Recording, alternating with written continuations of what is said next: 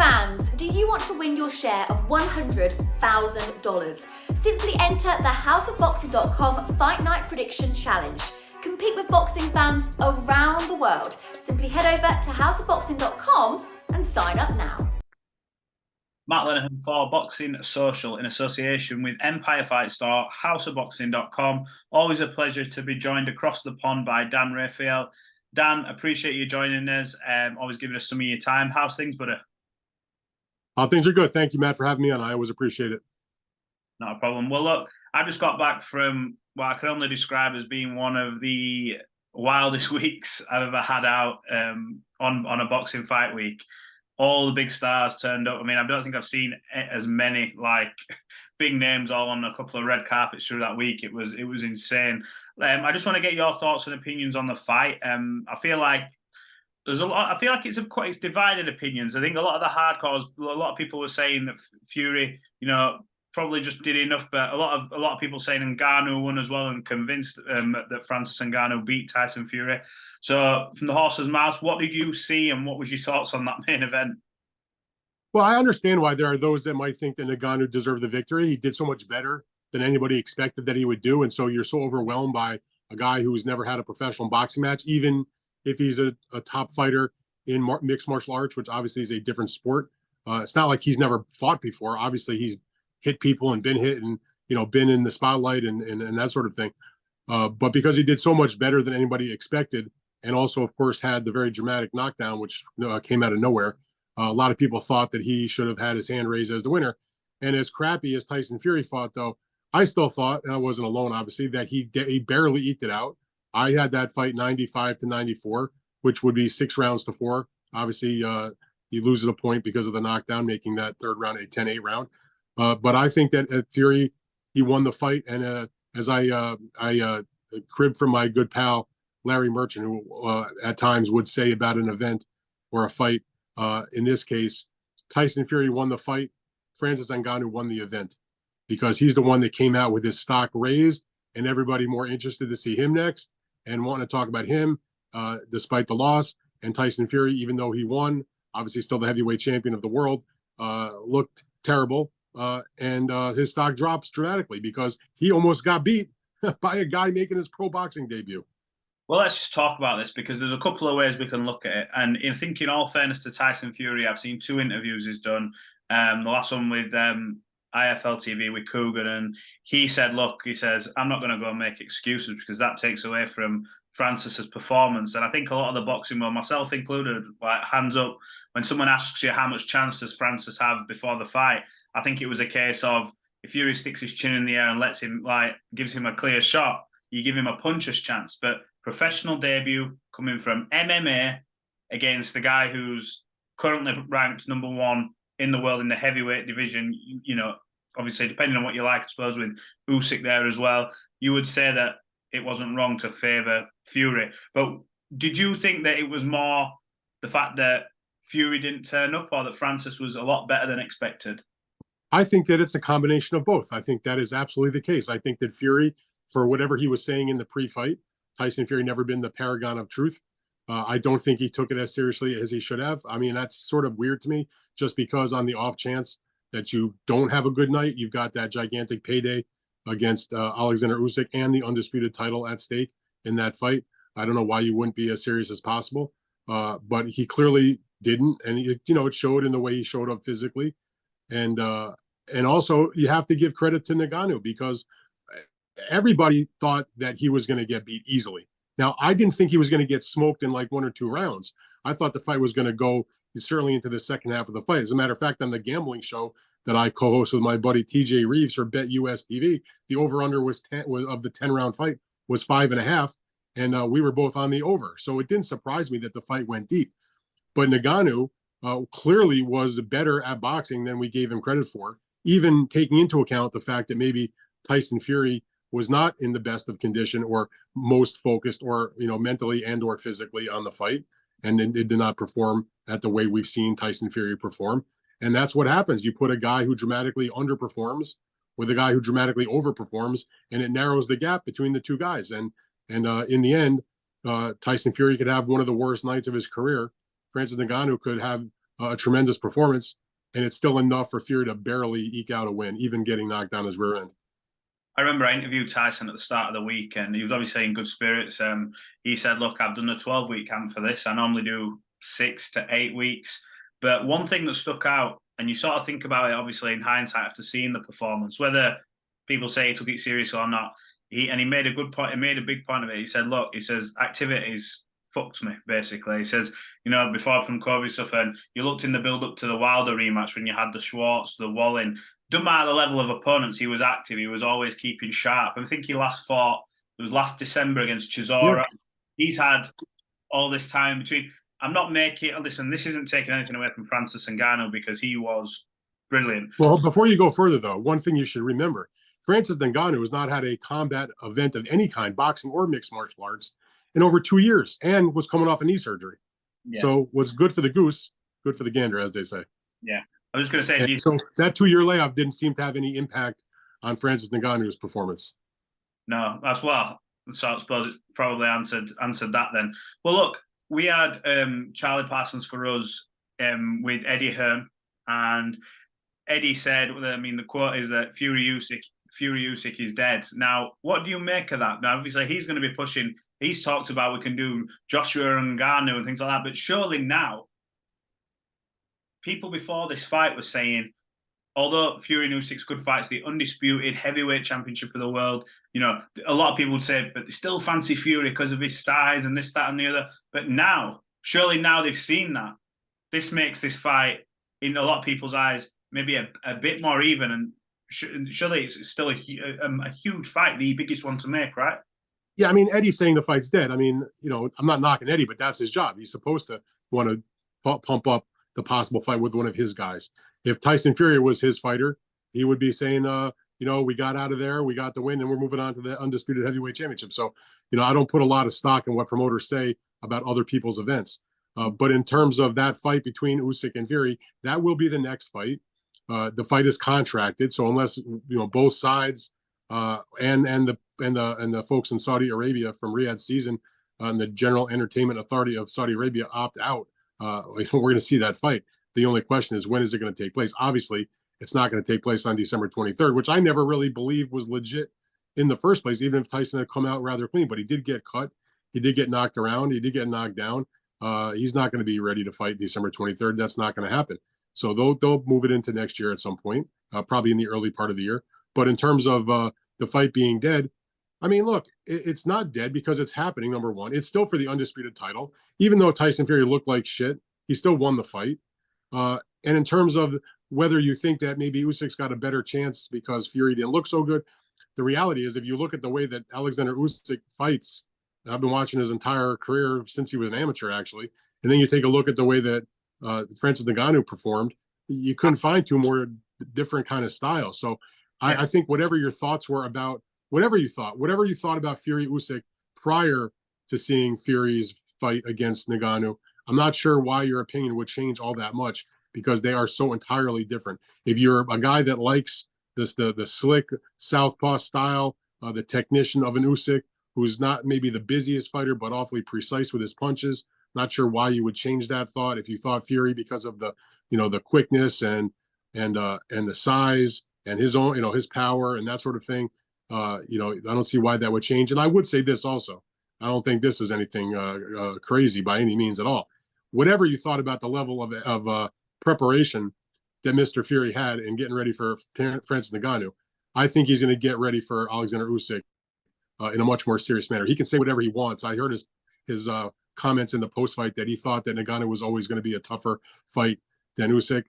I think that's just nonsense. I think he's just trying to, put some shine on Ngannou and also, make himself look a little better for such a bad performance. But he's going to be taking Oleksandr Usyk seriously. This is a Olympic champion. This is a vastly experienced fighter in the professionals and in the amateurs. This is the former undisputed cruiserweight champion. This is a 3-belt champion in the heavyweight division, another undefeated fighter. He's not taking this lightly, I don't think. Certainly, he's going to prepare more seriously for an Usyk fight than obviously he did for Francis Ngannou. I can't wait. I hope we get some clarity on it because I watched the face-off in the ring And before the fight, Tyson was obviously dead set, sort of, look, 23rd, he has to show up kind of thing. And then Usyk actually reversed it in the face-off and said, 23rd, go rest up, but the 23rd, be ready, it's in the contract. The only thing Tyson Fury is going to be doing on the 23rd is getting ready to open Christmas presents with his wife and 7 children. Yeah. Well, look, at least we're going to see it, and the fight's happening, because yes, his fight, in boxing, that'll get made. Look, obviously coming on to Eddie's comments more about Ngannou and Joshua, I feel like the move over from Deontay Wilder has gone quite quickly now. We're jumping onto this boat now about Ngannou and Joshua. What do you make of that? Is that just a natural thing for him to say, being the promoter? Ngannou's come off this, and he says, but obviously AJ will flatten him. He's now trying to build that fight up. It's gone from one to the other like that. Again, I mean, Eddie thinks, if he can make a fight between Joshua and Ngannou, it's an easier fight. It's a lot of money also. And to me, it's a lot of nonsense, because Francis Ngannou, obviously he established himself as somebody that, as a fan, you want to see again in the boxing ring. He does have a mixed martial arts contract with PFL. I'm not sure what the status of that is. Supposedly, his next event's supposed to be an MMA fight. Obviously, he'll sit and talk with, his team and with the folks at PFL to see what they want to do. But if everybody was serious about it, and I say Anthony Joshua, as well as Eddie Hearn, as well as the people with Deontay Wilder, Shelly Finkel, Al Heyman, if they're all serious, that should still be the next fight. As I've made the point on a multiple of occasions, just because that supposed gigantic amount of money is no longer available for that bout taking place in Saudi Arabia does not mean you can't still make the fight and still generate tremendous amounts of money, because you can do that fight anywhere in the United Kingdom. You can do that fight in very many places in the United States and pack the house and do millions of dollars in ticket sales. It will still be a robust pay-per-view wherever that fight lands. And so it may not be as much as they hope to get out of Saudi Arabia, but they can still make a huge fight. It's still a fight the public wants to see. Certainly the biggest heavyweight fight in boxing, other than maybe Fury against Usyk. I think from a commercial standpoint, because of the two countries and the long time wait for this fight and the styles of both fighters, and the fact that Joshua and Wilder have fame and popularity within their fan bases, whereas Fury has the fame and the popularity in his fan base. Usyk is a great fighter, but doesn't have that kind of fan base. That Joshua against Wilder is still a huge fight. And stop trying to make Francis Ngannou against anybody, other than perhaps a Fury rematch or somebody else, and let the real fight that we've wanted to see for years happen, which is Deontay Wilder against Anthony Joshua. Stop trying to move the goalpost. Absolutely, because even if you couldn't do it, like you just said there, there's obviously Abu Dhabi, who's worked with Eddie before. You could put that fight on in Vegas at the T-Mobile and pack that thing out. Matt, you could put that fight in Wembley Stadium. You could put that fight at Madison Square Garden. You could put the fight in any of the big arenas in Las Vegas. You could put the fight in Los Angeles. I would submit to you, you could come here to where I live in the Washington, D.C. area, where they've got major arenas and stadiums, and you could make a huge event out of it. You could go to most metro areas in the United States and put that kind of fight on, and it would do a huge number. So there's still a lot of money to be made in that fight. And furthermore, it's not even a scenario where the Wilder camp is unwilling to say, go and fight him in London or somewhere else in the UK. Wilder and his team and Finkel have all said 1,000 times, we'll travel. Let's make the deal.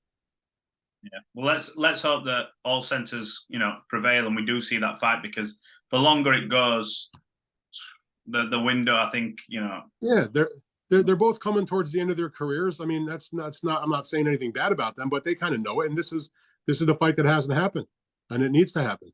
And frankly, Fury and Joshua has to happen at some point also.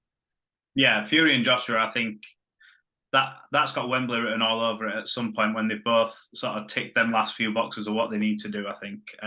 But we'll see. Who knows what goes on in boxing. Look, we mentioned the fight just before we started talking about this.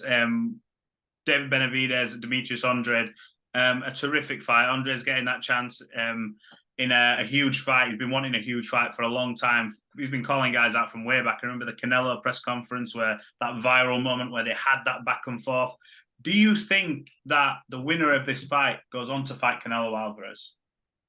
Well, I sure hope so. I mean, I thought that after the fight took place between David and Caleb Plant earlier in March, that David had earned the fight with Canelo Alvarez. And certainly if he beats Andrade too, that would be another notch for him to earn that fight. And if Andrade is able to defeat David, undefeated, two-time world champion, current interim champion, so he'd become, eventually the mandatory for Canelo.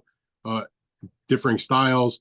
I sure hope so. I make the point that if Canelo Alvarez is the undisputed super middleweight champion of the world, that the winner between Benavidez and Andrade is the undisputed mandatory challenger, the people's #1 challenger. That's the fight that should happen. I mean, Canelo has 2 more fights left with PBC. He fought Charlo in the first fight, won that fight easily.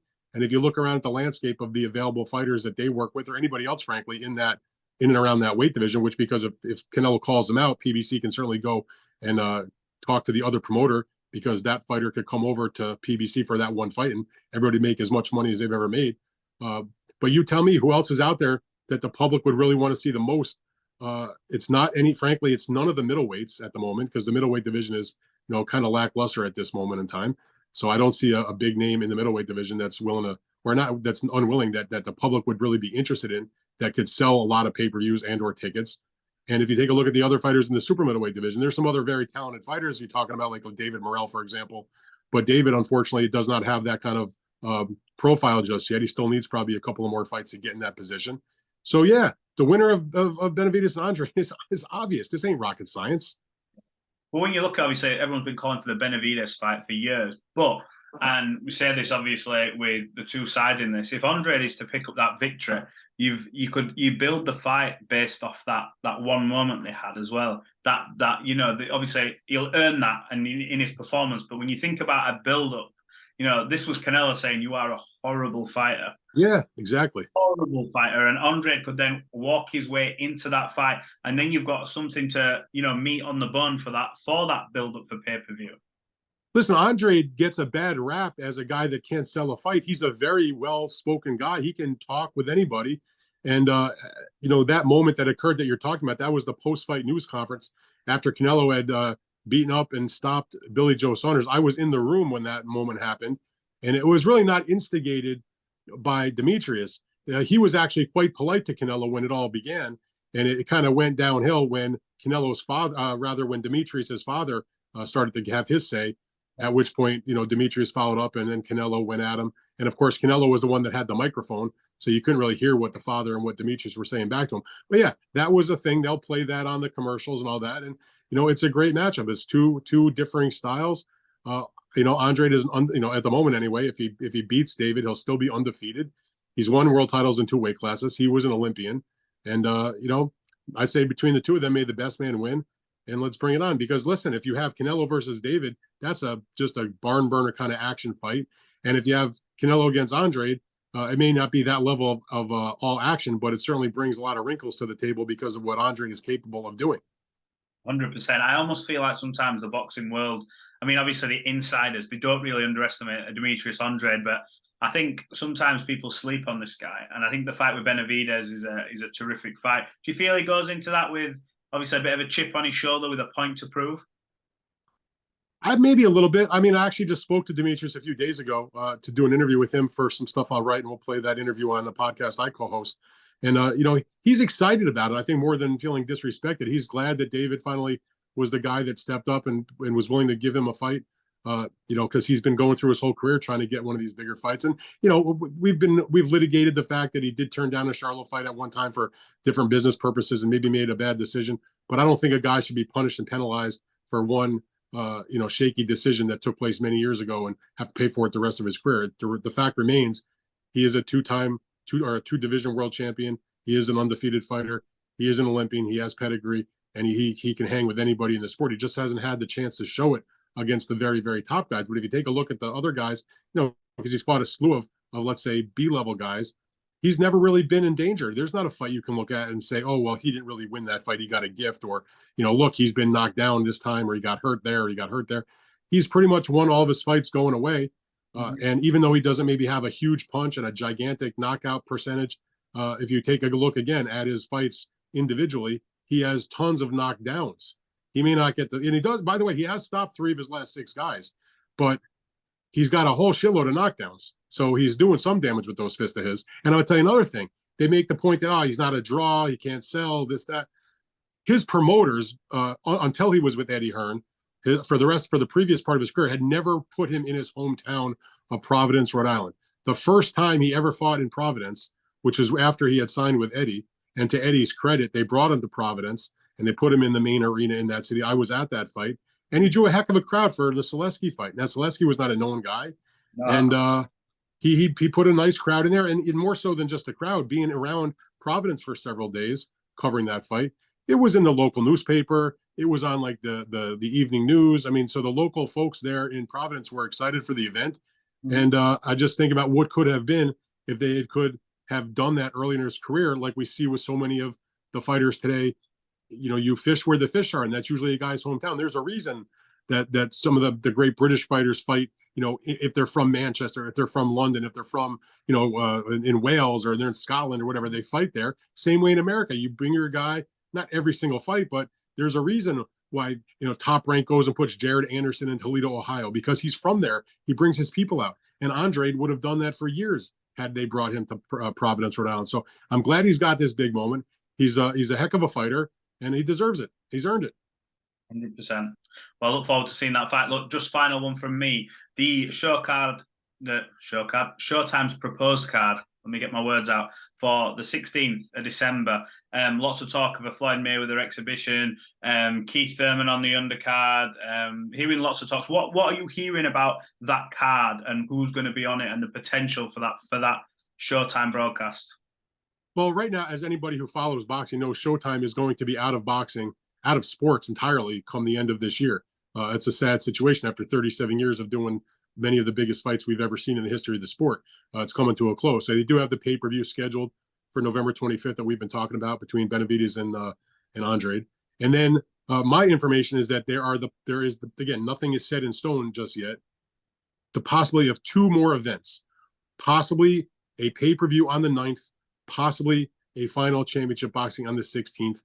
Obviously, that could change, and they could do just a pay-per-view and no network fight. Maybe put that on the 16th, whatever. But the point is, there's the prospect of those 2 events. If they do another pay-per-view, one of the things that's been batted around, that's a possibility, is that, and this would be unfortunate if you ask me, if this is what's the final Showtime event, you know, and not even a network fight to wrap things up.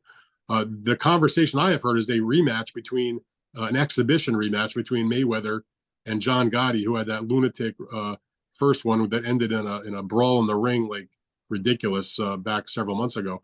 The real fights in that card that they've been talking about as possibilities are Danny Garcia against Erislandy Lara, you know, for Lara's middleweight belt.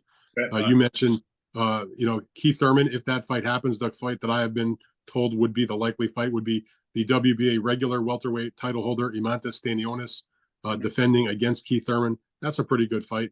And then the other thing about PBC is if you look down the roster of fighters they work with, I count up about a dozen different fights that they either are trying to do, fighters they want to get in the ring, fights that they've won at purse bids, fights that have been, talked about for a while that felt like they were probably made.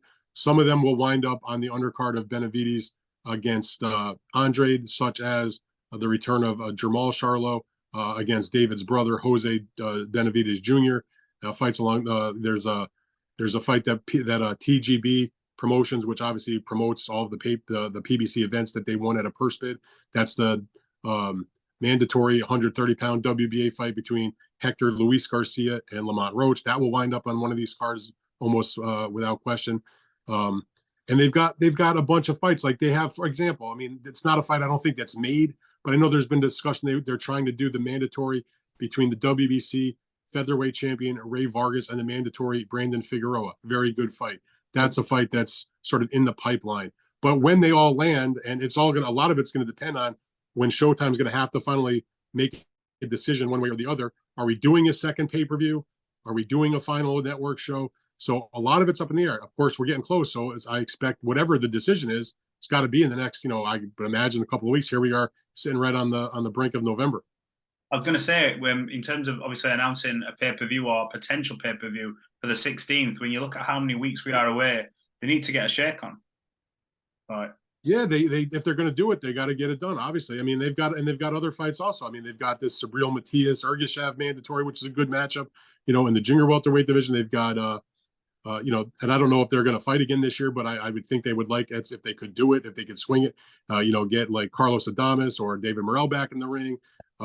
There is a fight that I'm told is going to happen probably on the 25th on the undercard of the Andrade and Benavidez card, and that's a pretty good matchup. That's a junior welterweight fight between Sergey Lipinets against Michelle Rivera, who would move from lightweight up in weight to take on that fight. So they're working on things. I mean, also another guy that's been rumored that's going to be on one of these shows, but still not clear, is Jaron Ennis, who has the IBF's interim welterweight title. So they've got a lot of talented fighters. I know Al Heyman is out there trying to find a new deal to go somewhere after Showtime comes to an end. But before Showtime does come to an end, they're trying to, get a couple of more shows, on the schedule before they close it up for the year. It'd be nice to see Showtime go out with a bang just for all that they've done for the sport of boxing over the past 30 plus years that they've been doing it, obviously, with all the historic fights they've had. It'd be good to see them in a blazer. I certainly hope that whatever happens, that they can put on a final show on the network, not a pay-per-view, and give it the appropriate wrap-up the way that their people at Showtime have poured their heart and soul into this for so many years deserve, the way we as fight fans deserve, and the fighters deserve, and at least go out on a high note. 100%. Well, look, Dan, I appreciate you always giving me your time, always willing to jump on and do a little bit with me from across there and get your perspective from the American scene, as well as talk about what's going on over here. Whatever happens, make sure you subscribe to Dan Rafael's newsletter. The link will be in the description on YouTube, and it'll be put on social media. Give it a click, give him a follow, subscribe. And yeah, we will catch up shortly, hopefully when there's some more news announced, my friend. All right, Matt, I appreciate it. Thanks, my friend. Cheers, Dan. We'll catch up soon.